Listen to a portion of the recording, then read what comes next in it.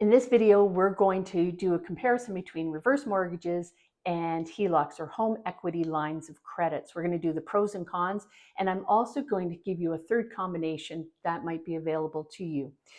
So my name is Deirdre Dunn. I am a real estate broker in the Wellington and Waterloo regions of Ontario. I help empty nesters downsize, reducing the stress, overwhelm, anxiety by using my 5-step method I call Your Next Chapter. And before we begin, and if you find this video useful, I ask that you press the subscribe and the like button so that more people like you can see this video. So thanks for that. So let's begin. Reverse mortgages are exactly that. You own a home and you are getting money out based on the value or appraised value of that home. Now, here's with a reverse mortgage, you have to be 55 years or older, you have to be a Canadian citizen, and of course you have to own your home. And there may be some leeway in terms of being able to use your reverse mortgage to pay off your primary mortgage, but I'll get into that a little bit later. The amount that you can usually take out for a reverse mortgage is between 15 and 55%. The max is 55%. They're available in British Columbia, Alberta, here in Ontario, and Quebec, in all urban centers and cities. So if you live in a rural area, you'll have to see if a reverse mortgage is allowed or applicable in your area. And as I mentioned, if you have an existing mortgage and you're going to get a reverse mortgage, you have to pay off the existing mortgage. Often some of the lenders, there's two here in Canada, will allow you to use the money from the reverse mortgage to pay off the existing mortgage, and then you get the balance, whatever that equals.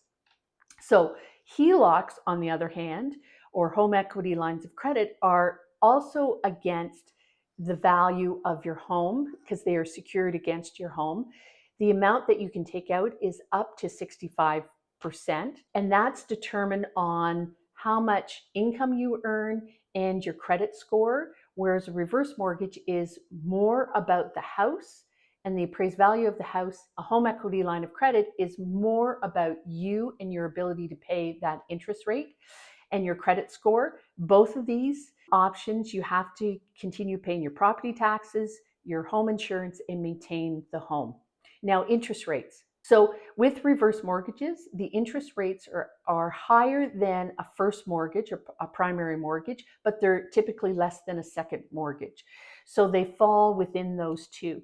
I recently looked at the interest rate range for reverse mortgages, and at this time, they range from 7.9% to 10.3%, whereas a HELOC is based on prime, what the bank's prime is, plus 0.5%, 0.75%, something like that. And so how do payments go with reverse mortgages versus HELOC? So I've already mentioned that with a reverse mortgage, you don't have to actually make any monthly payments.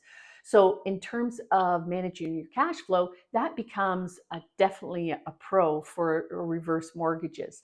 You don't have that monthly cash flow to look after, whereas a HELOC, you are expected to make the minimum payment, which is the interest, every single month. And just like a primary or first mortgage, reverse mortgages are open and fixed. And open means you can pay it off at any time without any penalty, but those are offered at a higher interest rate. A fixed comes in different terms, just like a regular mortgage, 2, 3, 5-year terms. And if you break that term earlier, then there's going to be a penalty to be paid. HELOCs can be paid off at any time. There is no penalty to pay off a HELOC, so they're always open and available for payment, to be paid off. However, as I've already mentioned, you must make the minimum monthly payment of interest on that HELOC. And if you don't, ultimately, if it's left long enough, the bank could repossess your house. They don't want to repossess your house. It's going to be a bit of a term, but that is always in the background, so keep that in mind. So when is a reverse mortgage paid off? It's paid off when you either sell the home or you pass away. Now, if you pass away, it can get a little complicated with your estate administrator because they want to be paid off. That is, the reverse mortgage company wants to receive payment sooner than maybe the will has gone through probate. So that can add a wrinkle in to your administrator's life in trying to manage that. But if you're alive and you pay off your reverse mortgage, when you receive the funds, when you sell your house, you pay off a reverse mortgage and you're free and clear. Also, there's an option in between that I mentioned about reverse mortgages and HELOCs. So reverse mortgages, you don't have to make a monthly payment. However, if you want to manage sort of that interest that's accumulating, you can make the minimum interest payment on your reverse mortgage every month, so that what you maintain is just the principal that you've taken out, and you are paying off the interest rate as you go along, similar to a HELOC. So that's an option for you. Also, reverse mortgages are considered a recourse loan, meaning that they are registered against your title, and that when you go to sell a house, that's going to show up and it's going to force payment for that reverse mortgage. So how do you decide whether a reverse mortgage or a HELOC is right for you? Well, a reverse mortgage, I think, is a loan of last resort, because if you think about it, the interest can add up if you're going to carry it for a really long time. And when I say really long time, I'm thinking 10, 15, 20 years. But let's say you're in a house, you want to downsize, but your house needs some updating, and it's well worth putting in the money, the time, the effort to do those updates, because it's going to pay off in terms of the price that you sell for. But you don't have the cash at the moment. So a reverse mortgage might be an option, and you are retired and you don't have a regular income or the credit score to qualify for that HELOC. So a reverse mortgage, you could go out, get a reverse mortgage, do those updates, and then when you sell the house, you pay off that reverse mortgage. So let's say you needed $40,000 worth of updates, which sounds like a lot, but in this day and age, really isn't a lot in many terms. And you think, I don't have the $40,000 to invest in my home. But if I told you that $40,000 will return $60,000, so $20,000 over and above your initial investment, that's a 50% return. I would say that's well worth the time, the effort, and the expense to do that.